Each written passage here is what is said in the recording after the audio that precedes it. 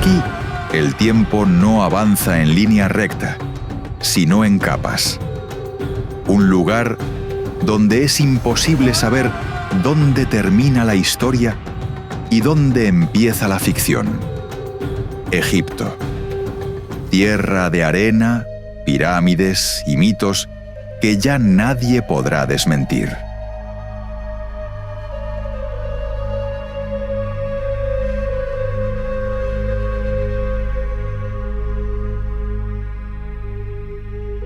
Tres ciudades, tres eternidades. Hoy recorremos las ciudades que crearon el Egipto antiguo, tal y como lo entendemos hoy. Tres respuestas distintas a la misma pregunta que la humanidad lleva milenios haciéndose. ¿Cómo dejar una huella en el mundo que no desaparezca con nosotros? Alejandría, El Cairo, Luxor.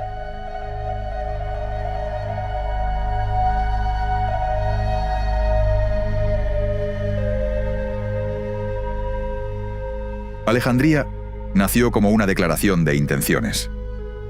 No era una ciudad cualquiera. Fue construida para ser la ciudad más importante del mundo.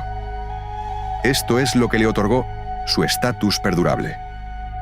Alejandro Magno la fundó en el año 331 a.C., a los 25 años. Tenía ya media Asia conquistada, pero lo que buscaba aquí no era oro ni territorio. Quería un lugar donde Oriente y Occidente se encontraran de verdad. Eligió el punto personalmente. Trazó los planos en el suelo, con harina porque no tenía tiza, y partió. Nunca regresó. Murió 7 años después en Babilonia, sin haber visto la ciudad terminada. Sin embargo, Alejandría cumplió la promesa que él no pudo ver. Sus sucesores, los Ptolomeos, convirtieron la ciudad en algo sin precedentes. El centro intelectual del mundo antiguo. Construyeron el Mausión, la institución más parecida a una universidad que había existido hasta ese momento, financiada por el Estado, donde los mejores matemáticos, astrónomos y filósofos del Mediterráneo vivían y trabajaban sin preocuparse por el dinero. Y junto a él, la biblioteca. La biblioteca de Alejandría no era solo un edificio, era una obsesión. Los Ptolomeos tenían una política brutal de adquisición de conocimiento. Todo barco que llegara al puerto debía entregar sus libros para ser copiados. A veces, los originales no se devolvían. Así reunieron entre 400.000 y 700.000 rollos de papiro. Todo el saber del mundo antiguo, concentrado en un solo lugar. Lo que ocurrió dentro de esos muros cambió la historia. Eratóstenes calculó la circunferencia de la Tierra usando la sombra de un palo en el suelo y el ángulo del Sol. Su resultado fue tan preciso que tardó siglos en ser superado. Euclides sistematizó la geometría en un libro que todavía hoy se estudia en las escuelas. Herón diseñó la primera máquina de vapor rudimentaria, 2000 años antes de la Revolución Industrial. Y Hipatia enseñó astronomía y matemáticas en una ciudad que, excepcionalmente para su época, le permitía hacerlo. La biblioteca no ardió en un solo día, como suele contarse. Desapareció lentamente, a lo largo de siglos, en medio de guerras, saqueos y abandono. Lo que se perdió con ella no era solo papel. Eran caminos enteros del pensamiento humano que el mundo tuvo que redescubrir por su cuenta. Más tarde, con más esfuerzo. Nadie sabe cuánto tiempo perdimos. Y sin embargo, algo de Alejandría sobrevivió de una manera inesperada. El faro, construido en la isla de Faros durante el reinado de Ptolomeo II, era tan extraordinario que su nombre se convirtió en la palabra para designar esa construcción en todas las lenguas del Mediterráneo. En español decimos faro, en francés, fare, en italiano, faro. Cada vez que usamos esa palabra, sin saberlo, estamos nombrando a Alejandría. El faro fue destruido por terremotos en el siglo XIV. Sus piedras fueron usadas para construir el fuerte de Kite Bay, que todavía hoy se levanta en el mismo lugar. Y bajo las aguas del puerto, los arqueólogos siguen encontrando sus bloques de granito. El pasado no desaparece del todo. A veces solo se hunde y espera. Alejandría hoy es una ciudad de 5 millones de personas. Ruidosa, mediterránea, llena de contradicciones. Pero quien sabe mirar encuentra todavía esa cualidad que la hizo única. La convicción de que el conocimiento es más poderoso que cualquier ejército. Que una ciudad abierta al mundo es más fuerte que una ciudad cerrada sobre sí misma. Que el mar no es un límite, sino un comienzo.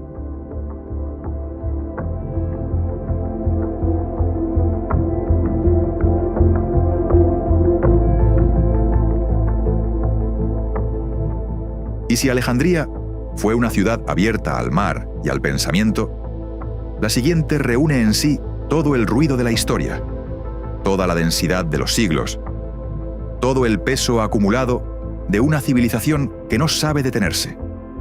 Aquí ya no es el agua la que marca el ritmo. Es la piedra, el polvo, las voces y un tiempo que no deja de apilarse.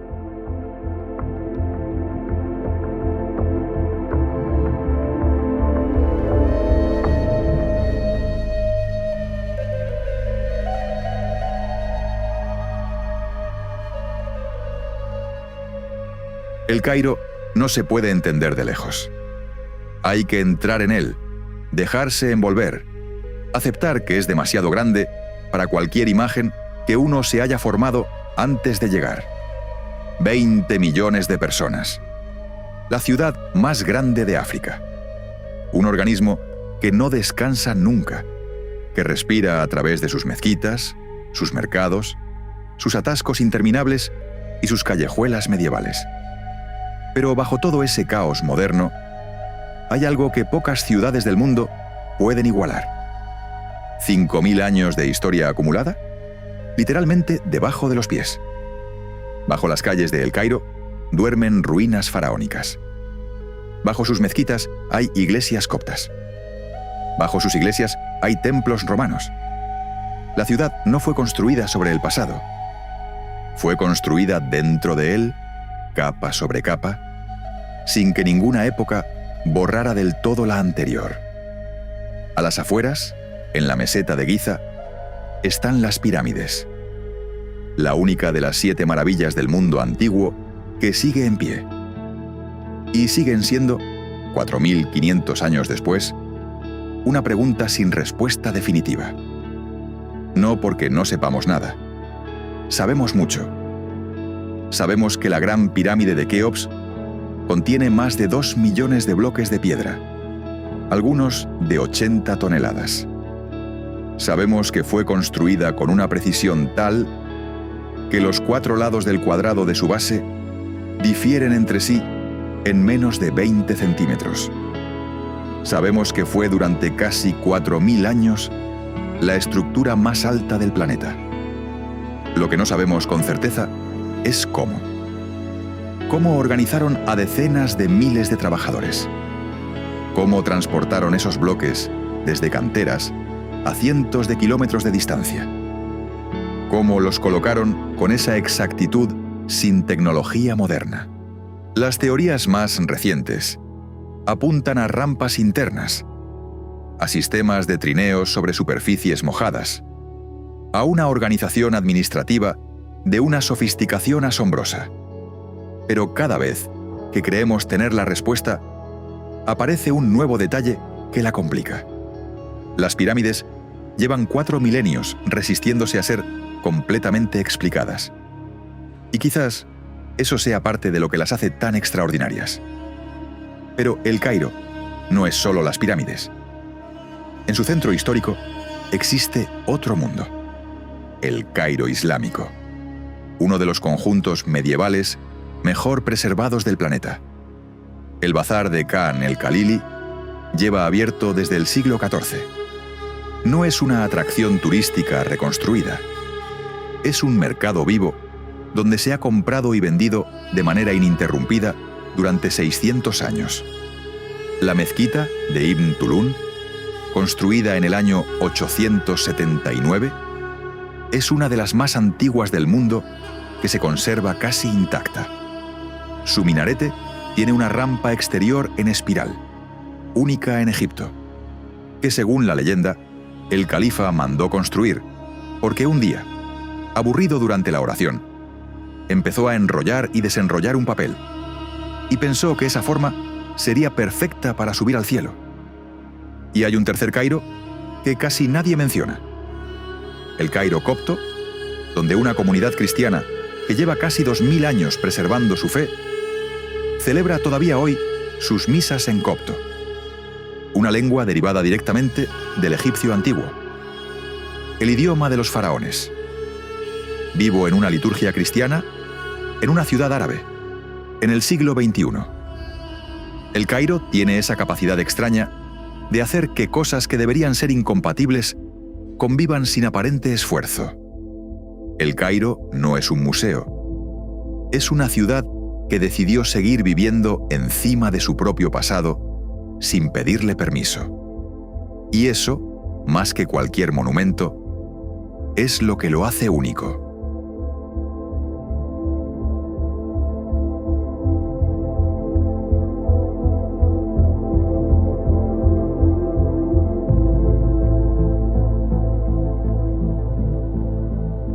Y si el Cairo nos muestra a Egipto como un presente vivo y múltiple, la siguiente ciudad nos lleva todavía más adentro, hacia un lugar donde el pasado ya no necesita ser buscado ni imaginado. En Luxor, la antigüedad está frente a ti y no pide ser admirada desde lejos.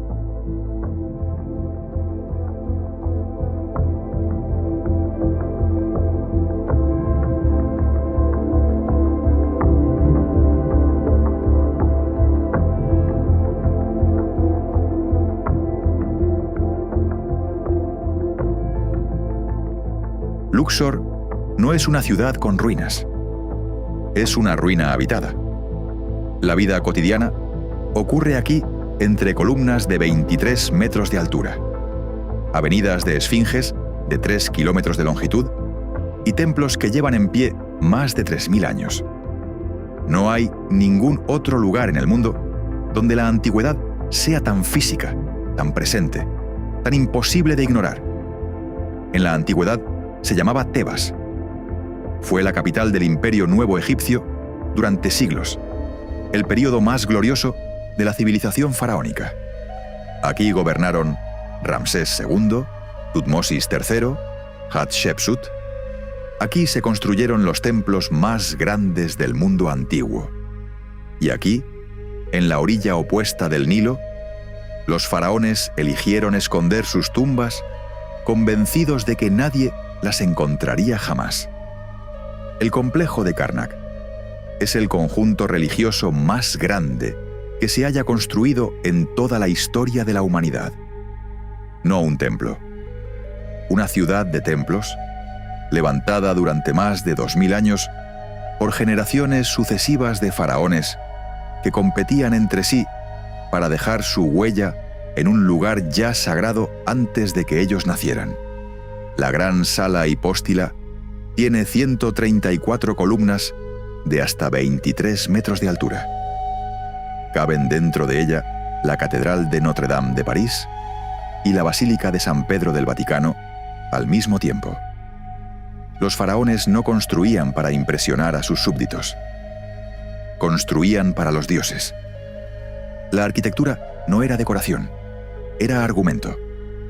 Una demostración en piedra de que el orden del cosmos existía y de que el faraón era su garante en la tierra. Cada columna, cada relieve, cada jeroglífico era parte de un mensaje dirigido a fuerzas que estaban más allá de lo humano. En la orilla oeste del Nilo, donde el sol se pone, los egipcios construyeron sus ciudades para los muertos. El Valle de los Reyes es un desfiladero de roca caliza y silencio, donde durante 5 siglos los faraones eligieron ser enterrados, con cámaras llenas de oro, joyas y todo lo que pudieran necesitar en la otra vida. Mandaron esculpir sus tumbas en lo más profundo de la roca para que nadie las encontrara. La mayoría fueron saqueadas en la antigüedad, a veces pocas décadas después de ser selladas. Pero en 1922, el arqueólogo Howard Carter encontró algo que había escapado a todos los ladrones durante más de 3000 años: la tumba de Tutankamón, un faraón menor que subió al trono a los 9 años, gobernó 10 y murió a los 19, posiblemente de una infección en la pierna tras una fractura. No fue un gran conquistador ni un gran constructor. Y sin embargo, hoy es el faraón más famoso de la historia. El motivo es simple: su tumba estaba intacta. La máscara de oro, los 4 sarcófagos anidados uno dentro del otro, los 2000 objetos que lo acompañaban al más allá, todos perfectamente conservados. El descubrimiento sacudió al mundo entero. Y la maldición del faraón, surgida de las muertes que siguieron a la apertura de la tumba, se convirtió en leyenda. La ciencia tiene explicaciones más prosaicas: bacterias, moho, ventilación deficiente. Pero la leyenda, como siempre, es más resistente que los hechos. Y luego está Hatshepsut, una de las historias más extraordinarias que Luxor guarda. Hatshepsut fue faraona durante más de 20 años en el siglo XV a.C. No fue una regente ni una figura ceremonial. Fue una gobernante plena que lideró expediciones comerciales hasta territorios desconocidos. Mandó construir monumentos colosales y se representó a sí misma con la barba ritual y el tocado de los faraones masculinos. Porque el poder en Egipto tenía una forma, y esa forma era masculina. Cuando murió, su sucesor Tutmosis III ordenó borrarla de la historia. Mandó picar su nombre en todos los muros, destruir sus estatuas, tapar su imagen con yeso y atribuir sus logros a otros faraones. Y durante 3000 años casi lo consiguió. Fue la arqueología moderna la que la rescató. Sus imágenes fueron encontradas ocultas bajo el yeso. Su nombre fue reconstruido letra por letra. Su templo funerario, considerado hoy la obra arquitectónica más elegante del antiguo Egipto, lleva su nombre restituido. La piedra, al final, se negó a olvidarla. Luxor no impone. No necesita hacerlo.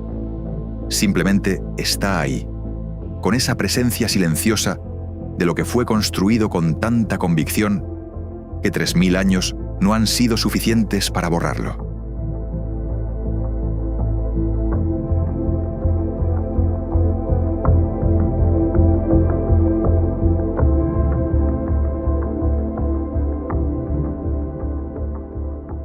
Alejandría, El Cairo, Luxor, 3 ciudades que a primera vista parecen radicalmente distintas. Una mediterránea y abierta al mundo. Otra caótica y múltiple, construida sobre sí misma. Otra solemne y faraónica, donde el tiempo parece haberse detenido. Y sin embargo, las 3 comparten algo esencial: la obsesión por no desaparecer. Alejandría lo intentó con el conocimiento. El Cairo, acumulando capas de historia hasta volverse indestructible. Luxor, tallando su nombre en la roca más dura que encontró. Ninguna lo logró del todo. La biblioteca ardió. Las tumbas fueron saqueadas. Los imperios cayeron. Y sin embargo, aquí estamos, 5000 años después, hablando de ellas. Quizás eso sea la respuesta que Egipto lleva milenios buscando. No la permanencia perfecta, sino la suficiente. No el olvido total, sino una memoria que se resiste a cerrarse del todo. Hay países que pueden entenderse en un día. Egipto no es uno de ellos. Se revela lentamente, por capas, como la arena bajo la cual siempre hay otra capa, otra historia, otra sombra de algo que existió antes que nosotros y que, de alguna manera, todavía no ha terminado de irse.